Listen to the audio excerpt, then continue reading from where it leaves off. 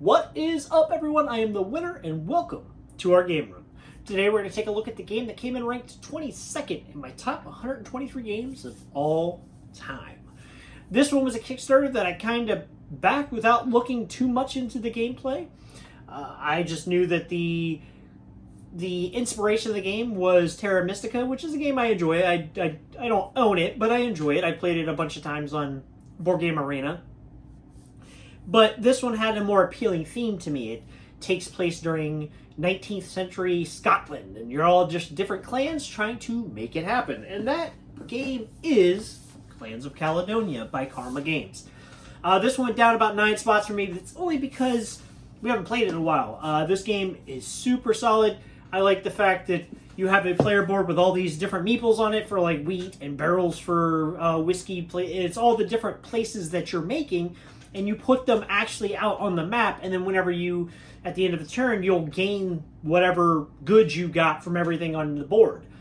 As you spread out, you'll get points for that. You can go to ports and do a bunch of stuff and get like a one-time ability at a port. The game is super solid. Like I said, it takes a lot from Terra Mystica, but there's a market that happens as well.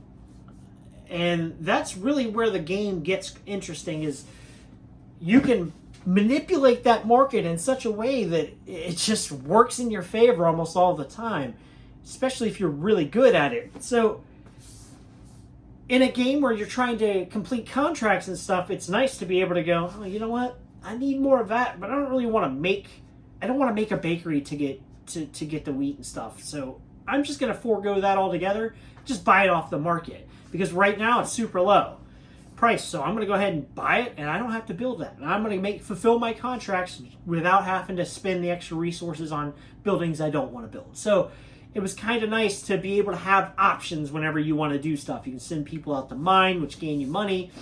You can send, you can make slaughterhouses to gain meat. You can get dairy farms to get milk, and each, like at the beginning of the game, everybody gets a different clan and starting resources tile, and all the different clans play vastly differently.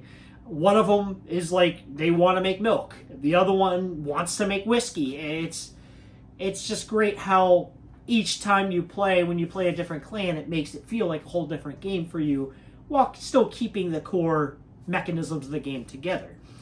This one's super fun. It was one of those ones I kind of backed on a whim and didn't really, because I generally, if I see something, it catches my eye, I'll look into the intro video, and then I'll look into a gameplay video.